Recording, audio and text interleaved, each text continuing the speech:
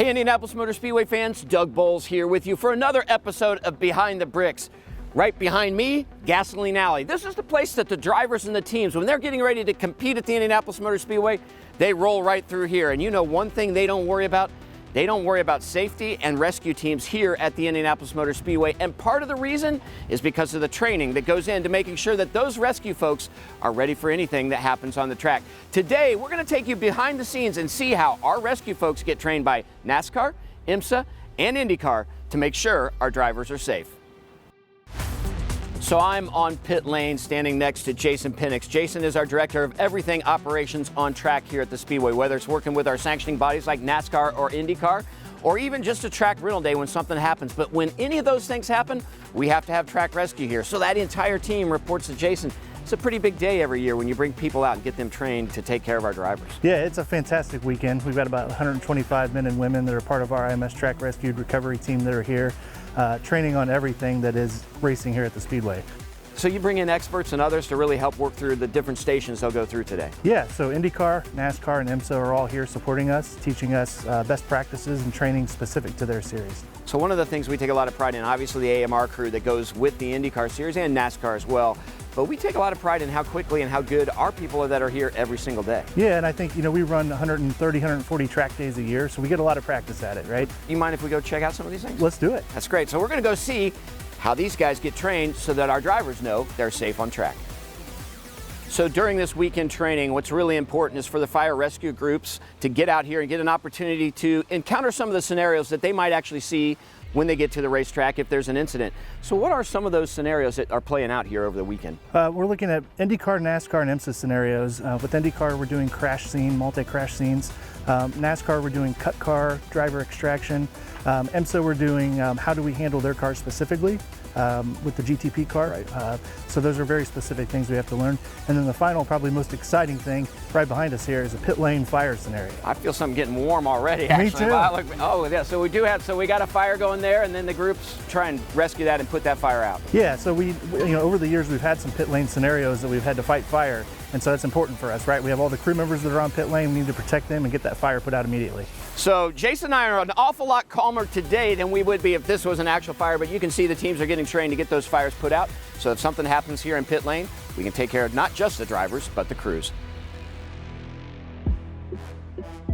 So Jason mentioned one of the scenarios is an IndyCar scenario that takes place on the racetrack. I'm here with Dr. Visor. You guys know Julia Visor. She is the head of all medical here at the Indianapolis Motor Speedway and for the NTT IndyCar series. And this is a pretty cool opportunity for folks to have a real-time experience with what they might encounter on track. That's correct. So today we're simulating essentially a scenario where we have so many injured or flipped over cars, and the resources are scarce in that situation. We don't have enough. And every single driver that is being simulated is an actual real-life scenario. We have had every single one of those drivers play out in real life. So we want to give our teams an opportunity to experience and practice what it's like when you have loud noise of the racetrack, where you can't hear each other, when you have so many screaming and injured drivers. Some of them just want to get back out to racing. Some of them are critically hurt. How do you decide who's who, especially if there's only a few of you? And you have some cards that help identify that so that when a medic gets there, they can say this is a red, yellow, or green. That's correct. So there are so many different triage systems that exist for outside of racing world, but our fellow Dr. Leonard Edwards, who is working with us in Motorsports Medicine Fellowship, is working on developing a triage system that would be specific for a world of motorsports and would be applicable to any racetrack out there in the world. So what we're using is the cards to triage our drivers. So the green one means minimal. This is a driver who is okay. Maybe they have a minor injury, but they're going to be okay. We have a yellow one who is delayed. They do have more of an injury, but this is not life-threatening, and it can definitely wait, especially when you have very few resources. We have a red card. This is somebody who needs an immediate attention. Think about somebody who's bleeding out, but you can stop that bleeding out and give them a second. We have a gray one. This is somebody who's really hurt and we're worried that they're not going to make it. We have a black card for somebody who has already passed away. You know, obviously we don't want to have any of those, but it's a pretty neat system. And we've already heard through this process, a lot of our track safety people feel like this may have been the most important thing they've ever done. This is brand new, and Dr. Edwards really helped develop this. He did. He has presented it at an international conference at the ICMS. He has validated with our IndyCar safety team, and now we have opportunity to put more than 100 people of our safety, track response, and EMS workers here at the Indianapolis Motor Speedway. You know, fans, we take an awful lot of pride in when we see those rescue crews from the NTT IndyCar Series get to drivers really quickly. Now you know how they have to think through when they see multiple cars and you just have a few people to get there, and rank where they need to go first and make sure that we take care of the folks that need it most critically.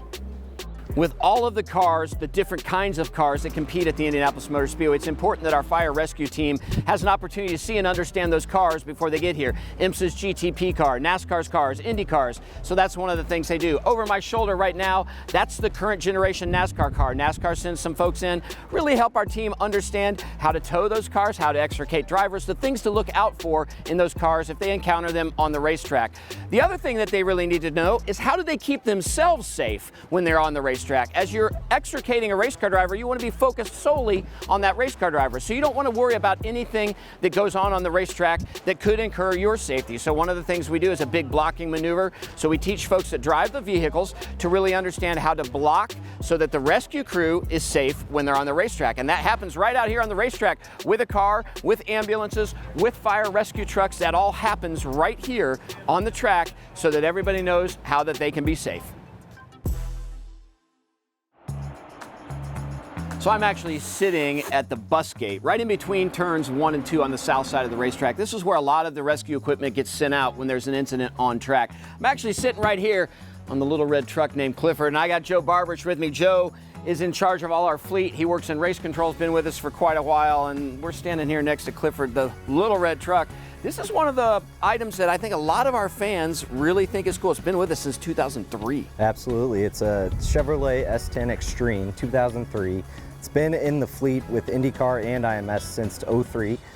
Spent its time as Safety 3 until 2006, and then made its home here at IMS ever since. What's this truck actually do? So here in the back, we've got the ability to just kind of blow stuff off the racetrack. Absolutely, yeah. It's a pretty unique piece of equipment. So it's got a Buffalo blower in the back, right, an oil dry broom here at the bottom, and it really helps with those incidents where we're cleaning up the racetrack. So it'll blow oil dry off the track, gravel off the track, and small pieces of debris. And it's actually pretty cool inside. For a 20-plus-year-old truck, the inside looks really great. We got Clifford's name on the side of it, and it's one of the things I think you know, our fans really love. The wheels. Obviously, you got to have an engine that works, so the Chevrolet engine continues to power this thing.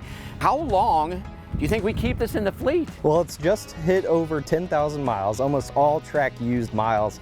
So it's going to be with us for a long time. It's something that makes IMS so unique to our fans, and it'll be on the track helping us out as long as it can. And we've got a shirt for Clifford now. Absolutely. You can get your own Clifford t-shirt. Pretty unique piece of merch from our merch store. So this is a pretty unique piece of our track rescue equipment, but one that serves an essential purpose. So there you have it, ladies and gentlemen. This is what we do in the spring to get our team ready to make sure that when cars are on track at the Indianapolis Motor Speedway, if there's an incident, everybody's safe. This truck, 10,000 miles on it. It's going to be here an awful lot longer than I am, I'm sure, and it's probably going to be around for a lot more behind the bricks. Until next time.